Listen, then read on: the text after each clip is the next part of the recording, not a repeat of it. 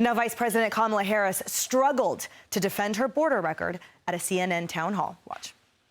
2022, 2023, there were record border crossings.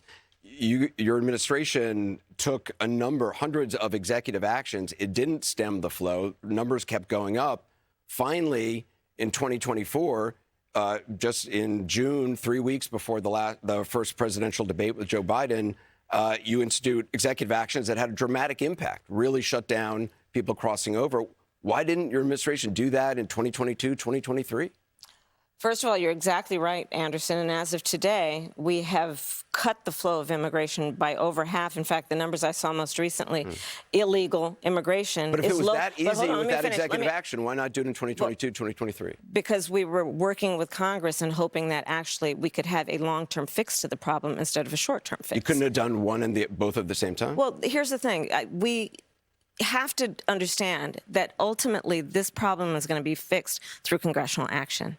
Congress has the authority and the purse. Do you wish you'd done those executive orders in 2022, 2023? I think we did the right thing. Now, she was then asked about the border wall. Let's talk about this compromise bill that you want to pass if you're elected. You said that's going to be a priority. It includes $650 million in funding for the border wall. That's something Republicans wanted. That was part of the compromise. Under Donald Trump, you criticized the wall more than 50 times. You called it stupid, useless, and a medieval vanity project. Is a border wall stupid? Well, let's talk about Donald Trump and that border wall. So remember, Donald Trump said Mexico would pay for it? Come on, they didn't. But you're agreeing to a bill that would earmark $650 million to continue building that wall. I pledge that I am going to bring forward that bipartisan bill to further strengthen and secure our border. To fix the problem, you're doing this compromise bill. It does call for $650 million that was earmarked under Trump to actually still go to build the wall. I am not afraid of good ideas where they occur. So you don't think it's stupid anymore? I think what he did and how he did it did not make much sense because he actually didn't do much of anything. But you do want to build some wall. Kevin, there's a lot there. What's your take? She missed the opportunity yet again. This thing is killing her, this border wall thing. What she should have come out and said, and she had that opportunity on Fox with Brett, is say, look, in the early days of our administration, we allowed a lot of people into the country that we didn't know much about. I own it. I take responsibility for it, and I've learned a lot from it. And for that mother who lost a daughter, I feel your pain. And I believe that it has motivated me beyond anything in my life to make sure this never happens again. But no, she doesn't do that. It's more of this verbal salad. She won't take responsibility. And when I have this discussion with her advocates and her proxies, even they admit behind closed doors, I don't feel any compassion on this issue from her. It's a huge mistake. Now, if I were advising her right now, I'd say, listen, stop with this. Own it. Show you care. Tell people it's hurt you. It'll never happen again. You were the border czar, yes or no, or whatever you want to call it, and you failed on that mandate, but you know exactly what you did wrong. You're going to fix it. Can you imagine if she did that, how this would help her at this point? People could connect with her. There's no connection. There's no authenticity. I'm very critical of this particular issue for her. I really feel she just won't take responsibility, and it's killing her. That criticism so well-founded and equally launched as well, Kayleigh, toward President Biden, right? It's sort of, we've heard that same, it's not a gripe, it's a very accurate notation of the lack of empathy, the lack of human quality. I can't figure out, Kayleigh, what I'm more shocked and disheartened by with Kamala. Is it the fact that she's so woefully inadequate with her policies, with understanding, or that she's so woefully unprepared, seemingly, for any question, for any scenario, when she's been the one our tax dollars have been paying as vice president for the last 3.5 years? I am shocked at how little she seems to know, how little experience she clearly draws from, how absolutely ineffective she has been these last days and years. Absolutely, Emily. I mean, that's what I was thinking this morning, you know, as I watched this last night and watched more of it this morning. You know, she took off Tuesday, and people say, oh, no, she did the Telemundo interview, she did Hallie Jackson. Yeah, but she took off the campaign trail. She stayed in D.C. Yesterday, we heard a 2-minute statement from her from the Naval Observatory, and then she does this town hall, but she's off the campaign trail. You have had 48 hours to prepare for this town hall, and this is what we get. To say that you were right to wait 3 years to invoke executive power. You know, I love to say it, Emily, 212F. You knew it. 212F. You waited 3 years, and you were right to do that.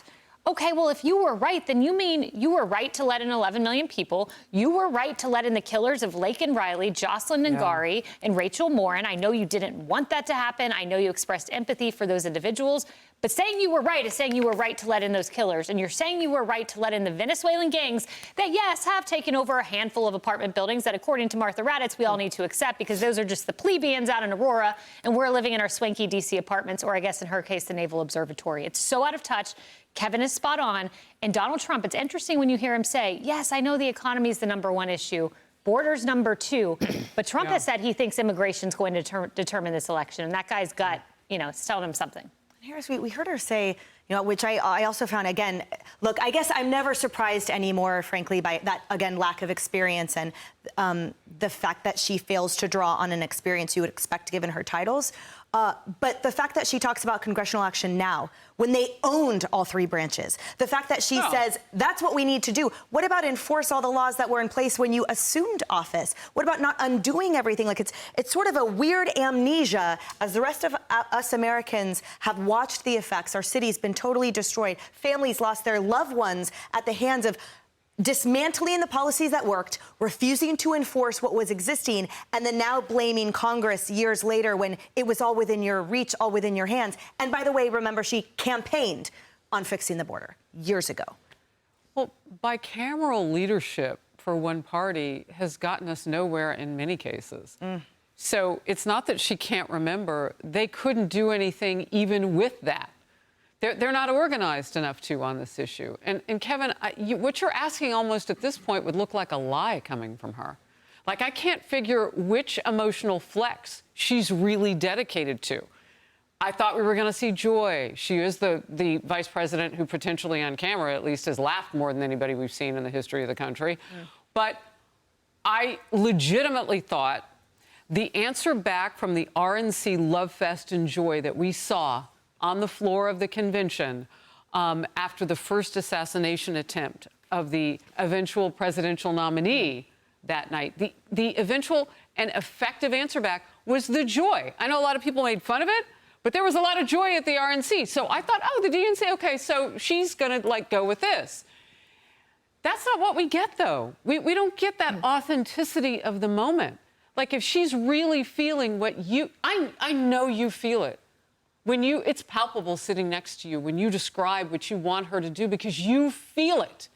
I don't know that she's capable of doing what you're asking her to do. And if she tries and she fails, it looks like a lie, which hurts her even more. Yeah.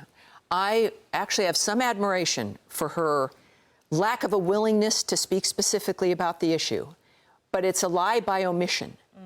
I don't think, because it would come off as a lie if she takes your approach, Kevin. It's because it's not true. So she can't go there. But I will remind everyone, I just want to scoot this in.